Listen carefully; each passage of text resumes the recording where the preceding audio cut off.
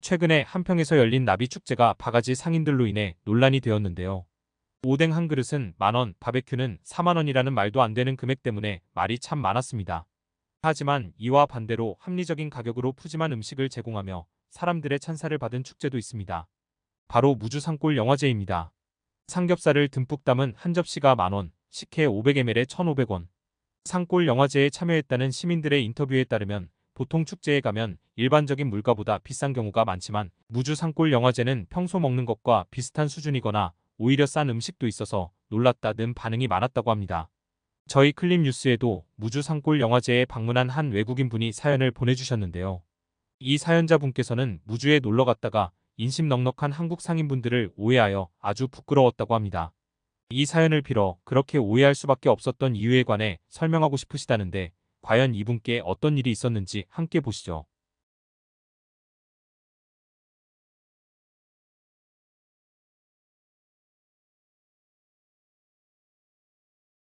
안녕하세요.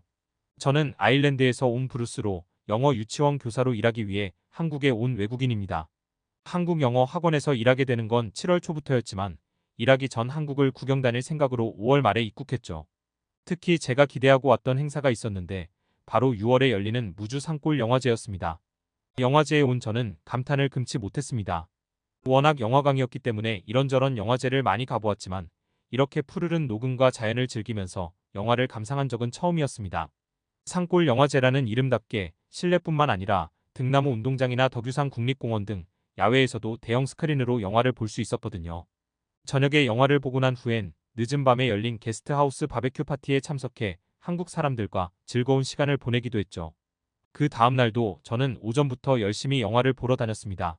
감독과 관객들이 대화하는 시간까지 끝나고 나니 어느새 시간은 1시 반을 가리키고 있었고 출출해진 저는 축제 부스에서 파는 음식들을 구경했죠. 그런데 음식 부스에 있던 어떤 아주머니 분이 서툰 영어로 시식 좀 하고 가라는 말을 하는 겁니다. 하지만 저는 괜찮다고 사양했습니다. 중국에서 당한 게 있어 아시아 노점상들은 믿으면 안 된다는 경계심이 있었거든요. 제가 한국에 오기 전 중국에 머물 때 바가지를 제대로 당한 적이 있습니다. 중국 지역 축제에 구경 갔던 1년 전, 한 노점상 아주머니가 저를 자꾸 부르더군요.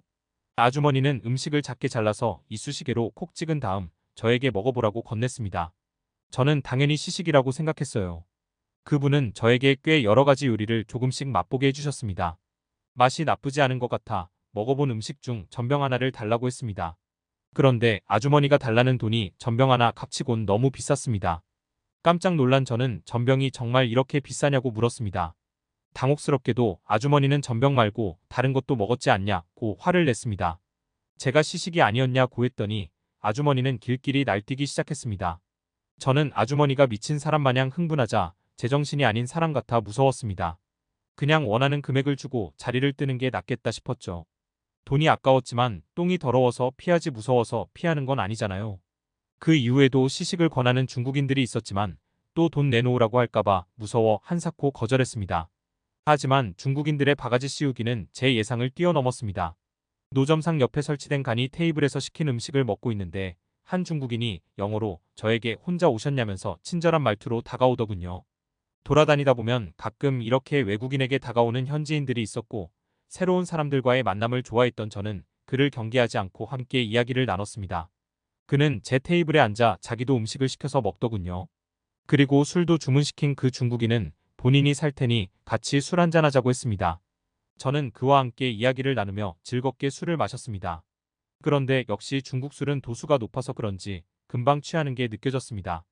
저는 그만 마시겠다고 했지만 중국인은 이런 즐거운 날엔 더 마셔야 한다면서 극구 권하더군요.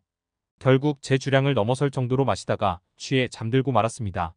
누군가가 저를 툭툭 치며 깨우길래 일어나 보니 중국인 아저씨가 험악한 얼굴로 돈은 내고 자냐고 말하더군요. 저는 죄송하다고 말씀드리면서 제가 먹은 음식값을 계산했습니다. 하지만 아저씨는 왜 이것만 주냐고 다른 음식이나 술값도 계산하라고 했습니다. 저에게 술을 사주겠다던 남자는 자기 음식값도 계산하지 않고 혼자 사라진 상태였습니다. 억울했던 저는 제가 다 먹은 게 아니다고 항변했지만 아저씨는 제 말을 믿지 않았습니다. 중국인은 돈을 다 내지 않으면 저를 경찰서에 넘기겠다고 했고 겁을 먹은 저는 또 돈을 뜯기고 말았습니다. 양꼬치와 탕후루 몇 개만 먹었을 뿐인 제가 뜯긴 돈은 무려 400위안. 한국 환율로 따지면 7만 원이 넘어가는 금액이었습니다.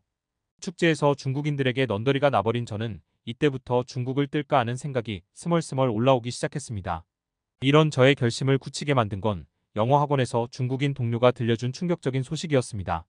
중국인 동료는 저와 같이 점심을 먹다가 최근 중국 지역 축제에서 사기를 치는 노점상들이 잡혔다는 뉴스를 알려주었는데요. 순진해 보이는 외지인이나 외국인에게 공범이 친절한 척 말을 걸고 다가가 같이 음식과 도수 높은 술을 시키고 일부러 과음하게 만들어 인사불성 상태를 만들거나 재운다고 했습니다. 그런 다음 노점상에 보낸 공범은 조용히 사라지고 나중에 노점상들이 와서 그를 깨운 다음 돈을 왕창 받아내는 사기 행각을 벌이고 있었다고 합니다. 왠지 나도 사기당한 피해자 중 한 명일 것 같다는 불안한 느낌이 든 저는 중국인 친구에게 그 뉴스를 좀 찾아달라고 했습니다. 불길한 예감은 틀리지 않았습니다.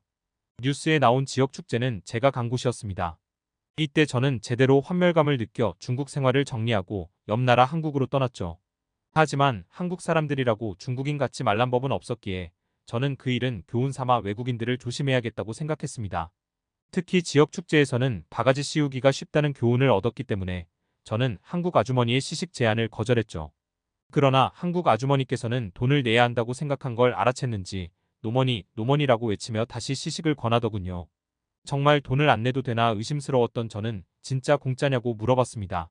아주머니는 환하게 웃으며 고개를 끄덕였죠. 그제야 저는 아주머니가 잘라서 주신 꽈배기를 받아먹었습니다. 고소한 단맛이 아주 일품이더군요. 저는 아주머니에게 꽈배기를 하나 달라고 했습니다. 1,000원만 달라는 말에 저는 무척 놀랐어요. 지나친 바가지를 경계해서 그렇지 축제니까 일반 빵보다는 비싸겠다는 건 저도 감안하고 있었는데 유럽 돈으로 1유로도 안 하는 1,000원이라니. 정말 놀라웠습니다.